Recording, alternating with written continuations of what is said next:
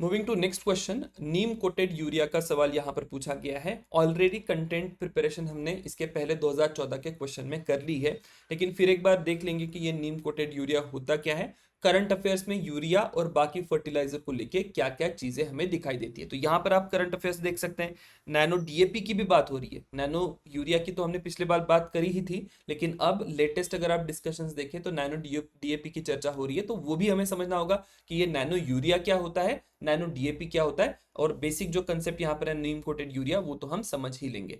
Now most importantly यहाँ पर state question है, why does the government of India promote the use of neem coated urea in agriculture. तो उसका एक simple answer अगर आप देखें, so release of neem oil in the soil increase nitrogen fixation, ये नहीं है। Neem coating slows down the rate of dissolution of urea in the soil, this is the correct answer.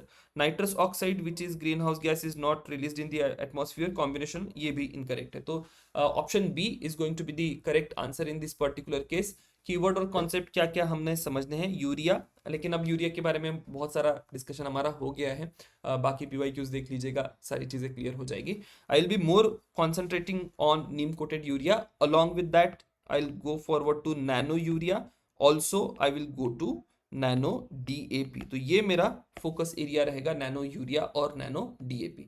When it comes to neem coated urea, तो ये जो neem coated urea है, urea granules में आता है, ठीक है। कुछ एक बारीक बारीक पार्टिकल्स होते हैं, तो वो जो ग्रैन्यूल्स है, ग्रैन्यूल्स पे हम एक नीम ऑयल की कोटिंग करते हैं, और वो जो नीम ऑयल की कोटिंग हो जाएगी तो उससे होगा ये कि जो यूरिया आप फील्ड में डालेंगे तो उसका जो वोलेटाइलाइजेशन है, मतलब वो थोड़ा सा इवेपोरेट हो जाता है एयर में, आपका नाइट्रोजन जो है वो रिलीज हो जाएगा, या सॉइल में उसका लीचिंग हो जाएगा। तो जैसे ही नीम कोटिंग होगी, नीम ऑयल की कोटिंग होगी, तो ये दो प्रॉब्लम आपकी सॉल्व हो जाएगी। At the same time fertiliser धीरे धीरे रिलीज होता है, तो आपकी फर्टिलाइजर की यूसेज की एफिशिएंसी जो है, एफिशिएंसी भी बढ़ जाती है। एनवायरमेंटली फ्रेंडली भी होगा क्योंकि आप कम फर्टिलाइजर यूज करेंगे, at the same time fertiliser की लीचिंग नहीं हो रही है।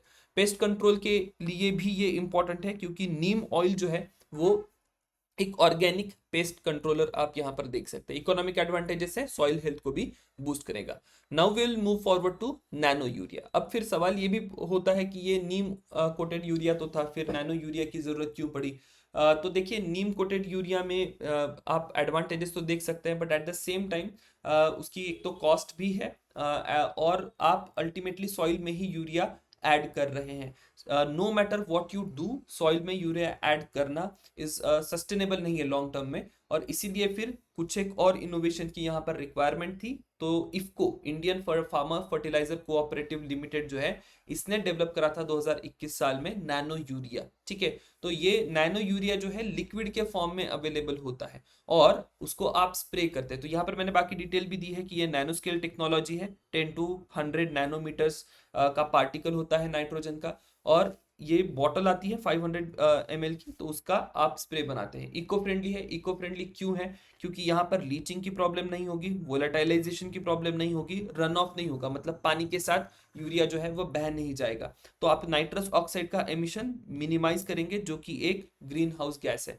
टारगेटेड न्यूट्रिएंट डिलीवरी है, यहाँ पर फोलियर स्प्रे की बात करी गई है। तो आप एक स्प्रे कर रहे हैं, और जो प्लांट लीव्स होते हैं, प्लांट लीव्स की जो ओपनिंग होगी, ओपनिंग के थ्रू यूरिया जो है वो एब्जॉर्ब होगा, और उस कारण से बहुत ज्यादा एफिशिएंसी आपको यूरिया के या नाइट्रोजन के एप्लीकेशन की यहाँ पर दिखाई देगी।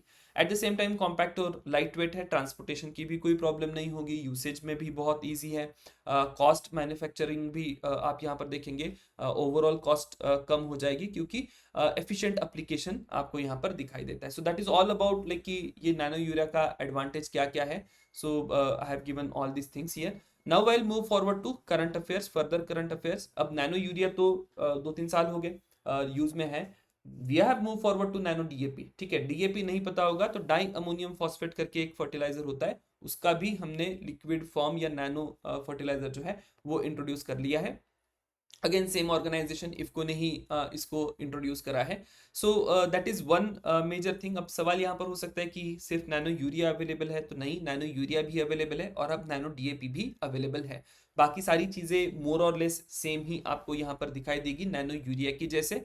अब एडवांटेज क्या है, जैसे ही नैनो यूरिया हम लेकर आते हैं या नैनो डीएपी लेकर आते हैं, तो हमारा यूरिया का या किसी भी फर्टिलाइजर का यूसेज जो है वो कम हो जाएगा, यूसेज कम हो जाएगा। तो most of the fertiliser India import करता है, तो हमारी इंपोर्ट की बिल कम हो जाएगी। इंपोर्ट की बिल कम होगी तो वो हमारे फाइनेंशियल स्टेबिलिटी के लिए बहुत ही इंपॉर्टेंट है। अब 2023 में जुलाई 2023 में एक आर्टिकल आया था द हिंदू में, जहां पर इंडिया के जो मिनिस्टर है केमिकल और फर्टिलाइजर के लिए, वो कह रहे हैं कि 2025 तक हम जो इंपोर्ट डिपेंडेंसी है यूरिया की वो कम कर देंगे। और फिर 2025 तक ये इंपोर्ट डिपेंडेंसी कैसे कम होगी, तो नैनो यूरिया की मदद से ये डिपेंडेंसी कम हो सकती है।